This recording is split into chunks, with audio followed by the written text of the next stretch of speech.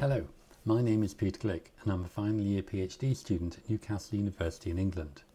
Our research looks at how disabled individuals and families are experiencing a shift to personalised care from the state, with this paper examining self-directed care budgets, a topic new to CHI.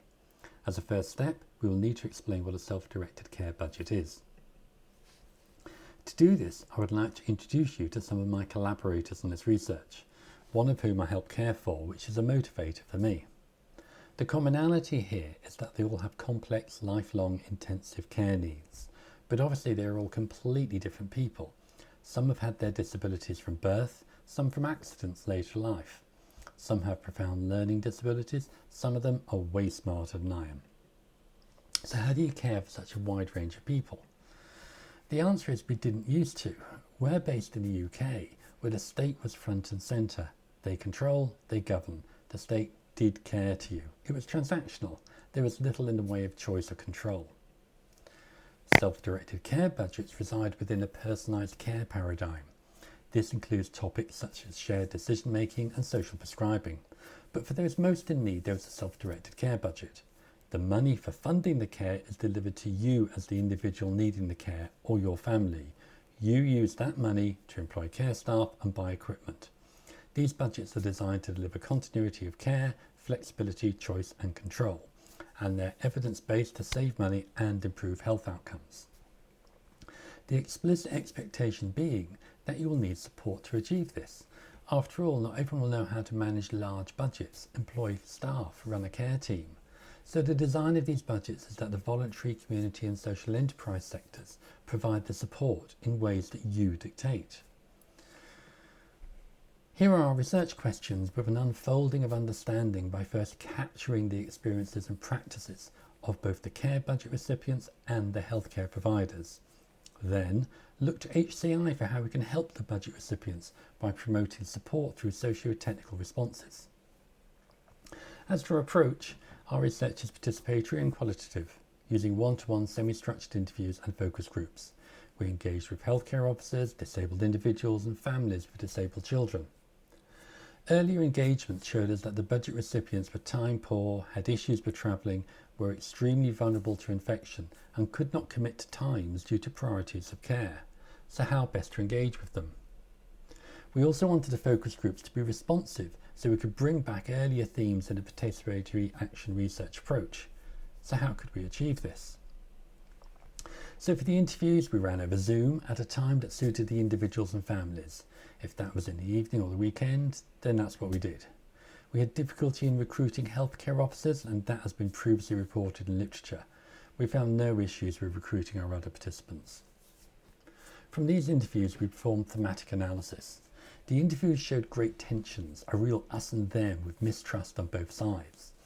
This was exposed when setting up the focus groups. We wanted them to be a safe design space for all, but the budget recipients said no to state healthcare staff. Why? They were frightened that they will be recognised, the fear being that if they were critical of the healthcare staff, they would have their care budgets removed. We then used that analysis to guide an innovative approach to running focus groups, iteratively, combining both sync and async, this aligning to participatory action research and its cycles of plan, act, reflect. We purposed a market research tool where the participants interacted in text in bulletin board style. The outputs, 20 hours of recorded interviews and high volumes for the focus group with nearly 2,000 interactions, which is a participant looking at a question, moving between questions or adding a comment. So nearly 500 comments, nearly 25,000 words. Moving to our findings, let's look at each one in turn.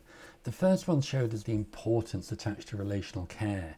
It is not just the quantity of care in terms of hours. It is also about the need to know the carer, to have choice in who comes into their lives to deliver personal care, to have trust in that carer. Secondly, gaining a self-directed care budget was found to be traumatic by nearly all the recipients we talked to. Here, the healthcare providers own the scoring on a decision tool where the individual is scored on the level of need in 12 health domains. The process is very relaxed in its definitions, so the healthcare staff relied on their discretion throughout. The budget recipients gave examples where they felt they were denied the budget because staff were using their discretion negatively by omitting an individual's needs that would score highly, with the healthcare staff stating they did this as they felt the individuals were not capable of running the budget.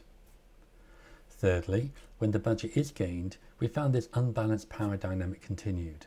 The budget recipients found themselves walking a tightrope. On one side is their legal right to have the choice and control over their care, and when they were denied this, they fought and battled to gain it. And on the other, they knew if they angered the healthcare staff, they could have their funding removed. With the healthcare providers recognising this power dynamic, believing it was their remit to be risk averse. Finally, those with the budget reached out to gain support for being an employer of carers. They had to do this as they received little or no support from their healthcare providers, and the voluntary, community and social enterprise sector just wasn't available to them, even though this was a policy requirement. Generally being isolated due to their care needs, they used the internet to search for support, but found little there, plenty of advice, but little support. In addition, we found them wary of going to social media for this support. They had little trust in what was placed there, with the impact of misleading information being very high on their lives. We offer 3 discussion points. Let's look at the first.